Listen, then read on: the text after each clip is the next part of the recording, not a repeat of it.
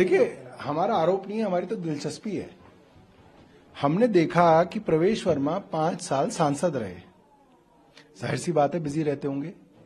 5 साल पहले जो उन्होंने एफिडेविट दिया और उसके 5 साल में जो दूसरा एफिडेविट दिया उन्होंने 2019 और 2025 के दोनों एफिडेविट मेरे पास हैं।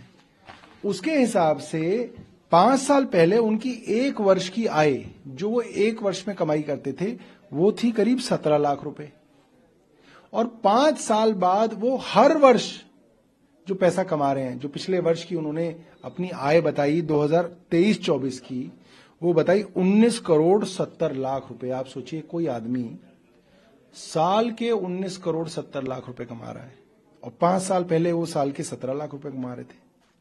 मतलब उनकी वार्षिक आय में 11,488% की बढ़त है।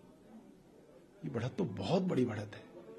इतनी बढ़त के बाद तो इनको अमेरिका के बड़े बड़े बिजनेस स्कूलों को बुलाना चाहिए, इकोनॉमिक्स इन्हें पढ़ानी चाहिए, लोगों को बिजनेस पढ़ाना चाहिए, मतलब इनको तो गेस्ट लेक्चर देने चाहिए।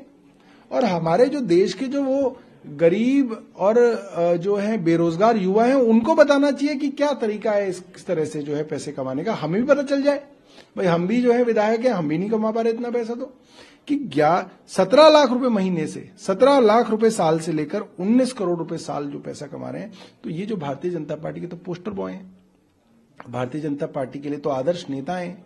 तो भारतीय जनता पार्टी और प्रवेश वर्मा पूरे देश को ये समझाएं कि इस तरह से पैसा कैसे कमाया जा सकता है। हम लोग भी चाहेंगे कि इस तरह से पैसा कमाया जाए। उन्होंने जो उसमें जरिया बताया कि बिजनेस, भाई हमें भी बता देना। अब इतने सारे बेरोजगार लोग घूम रहे हैं, मोदी जी स्किल इंडिया समझा रहे हैं लोगों को, उसमें नौकरियां लग नहीं रही हैं। कम से कम ये असली स्किल तो ये है जो प्रवेश वर्मा जी के पास है, ये वाला आइडिया बताएं। और कौन सा बिजनेस कर रहे हैं हमें भी बताएं, हम भी वो बिजनेस कर लेंगे, हमें क्या दिक्कत है।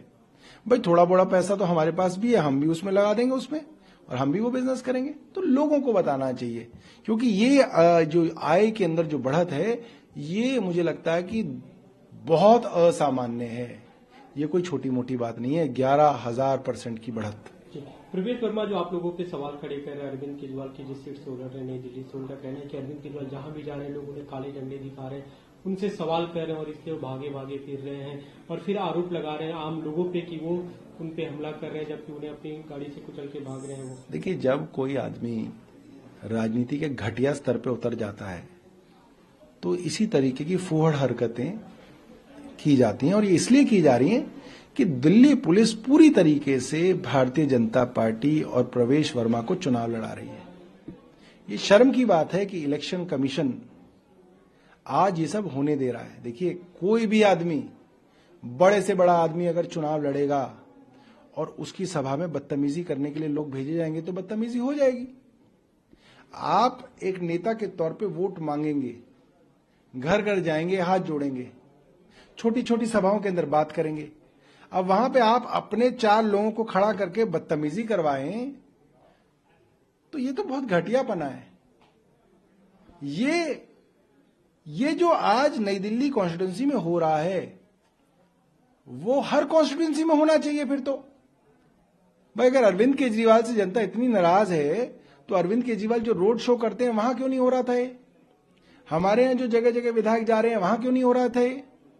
हमसे तो पब्लिक कहीं नहीं कह रही, हम भी पार्कों में जाते हैं मिलने, कहीं पे नहीं हो रहा। अरविंद केजरीवाल जो हमारे नेता हैं वहां पे लोग इतने परेशान हो गए। ये सिर्फ जो है एक बदतमीजी है, और राजनीति के अंदर घटियापने की जो हदें हैं वो सारी की सारी भारतीय जनता पार्टी ने पार कर दी, और इसका खामियाजा हमारे देश के प्रजातंत्र को उठाना पड़ेगा। क्योंकि आप अपने घटियापने से सिर्फ अपना नहीं, पूरे के पूरे जो है आपका जो प्रजातांत्रिक माहौल बना था उसको आप जो है शर्मसार कर रहे हैं। जी। संदीप दीक्षित जो नई दिल्ली से चुनाव लड़ रहे हैं उनका कहना है कि आजकल अरविंद केजरीवाल लगातार प्रधानमंत्री को पत्र लिखते हैं अलग अलग मुद्दों पे, इतने दिनों तक क्यों नहीं लिखे, इतने दिनों तक कोई काम नहीं किया, सिर्फ अपने बंगले अपने घर पे ध्यान देते रहे। उनका कहना है कि शीला दीक्षित की सरकार में जो जमीनें मिली थी डीडीएस उस पर स्कूल तक नहीं बन पाया, अब तक जमीनें ऐसी पड़ी। देखिए, अब बेचारों संदीप दीक्षित जी को बड़ा मुश्किल से मैं ये कह सकता हूं कि उन्हें हमारी वजह से ही टीवी पे आने का मौका मिलता है। हमारे विषय में कुछ कहते हैं तो उनका टीवी पे जो है 2-3 मिनट का वीडियो चलता है। अब मैं उन्हें और मौके नहीं देना चाहता। शहजाद पूनावाला का एक बयान है कि आप लोग लगातार कहते थे कि हम करप्शन और क्राइम को पॉलिटिक्स में आने से रोकेंगे, लेकिन आपके जो टिकट वितरण है उनमें 60 लोग ऐसे हैं जिनकी आपराधिक पृष्ठभूमि है। शहजाद पूनावाला जैसे घटिया मानसिकता के लोगों की बात का जवाब हम नहीं देना चाहते। ये आदमी देश के लिए धब्बा है। जिस तरीके से इसने मिथिला के ब्राह्मणों के बारे में इतने घटिया अपशब्द कहे हैं, इस आदमी को तुरंत भारतीय जनता पार्टी से निकाला जाना चाहिए।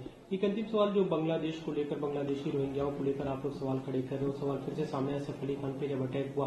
वीरेंद्र सचदेवा का बयान है, उन्होंने कहा कि यही अगर कोई और एक्टर के साथ हुआ होता तब आप सवाल खड़े नहीं करते, क्योंकि सैफ अली खान है इसलिए आप सवाल खड़े कर रहे हैं। और इसी मामले में जो पश्चिम बंगाल के एक मंत्री, उनका बयान है कि सुरक्षा एजेंसियां जो सेंटर की उनके जिम्मे है बॉर्डर की सुरक्षा, उसमें राज्य सरकारें क्या कर सकती है? देखिए, अगर सैफ अली खान से भारतीय जनता पार्टी को एलर्जी है तो मैं भाजपा को बताना चाहता हूं, जिस खानदान के दामाद सैफ अली खान हैं, उस खानदान के जो बड़े थे राज कपूर साहब, उनके 100वें जन्मदिन पे प्रधानमंत्री मोदी उन्हीं के घर में थे और वहां पे सैफ अली खान भी मौजूद थे और खूब उनके वीडियो और फोटो खुद प्रधानमंत्री जी ने अपने ट्विटर हैंडल से ट्वीट किए हैं। तो अगर इतनी परेशानी थी तो ऐसे घर में नहीं जाना चाहिए था जिसके दामाद जो हैं वो सैफ अली खान हों। रही बात बांग्लादेशियों की, तो महाराष्ट्र में तो भाजपा की सरकार है, वहां पे तो अरविंद केजरीवाल नहीं ला रहे बांग्लादेशियों को।